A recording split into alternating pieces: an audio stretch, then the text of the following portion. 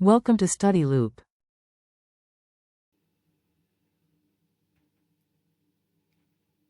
So in the first part here, the cans are loaded at 35 degrees Celsius initially. So we calculate the temperature attained by them at 2 bar saturation pressure from steam tables. Therefore, from the steam tables, temperature attained by the saturated steam at 2 bar is 120.212 degrees Celsius. In the second part, we're estimating the amount of steam that condenses as the final temperature goes from initial to final. So we calculate the heat required by the cans to increase in its temperature from 35 to the temperature we just found.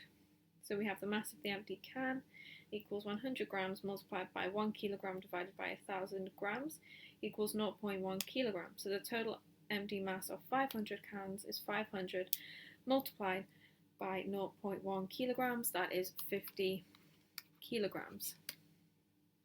So we calculate the energy of 500 cans. The energy of 500 cans is 38.77.146 kilojoules.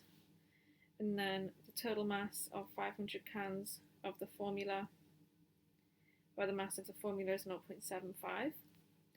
So what we then have is 500 multiplied by 0.75 is equal to 375 kilograms. Then the Q formula is equal to M formula multiplied by C formula multiplied by delta T. We get a value of 120468.465 kilojoules. Not kilograms, kilojoules.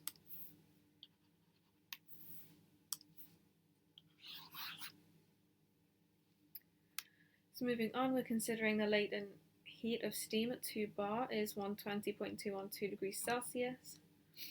So we have the next equation, M equals Q divided by H, where we have 3877.146, add 120468.465, all divided by 2201.59, we get a value of 56.47 kilograms. And so because the condensation at latent heat pressure reduces, the latent heat also reduces, and therefore the amount of steam will increase. So in the last part here, the sterilization is a process that eliminates, kills, and removes all forms of bacteria, fungi, and microorganisms from the material. So for the infant formula, and the sterilization is done at a certain temperature for 15 minutes so that any kind of bacteria, fungi, and microorganisms will be removed and killed. So this process is done at certain temperatures where most of the microorganisms are removed.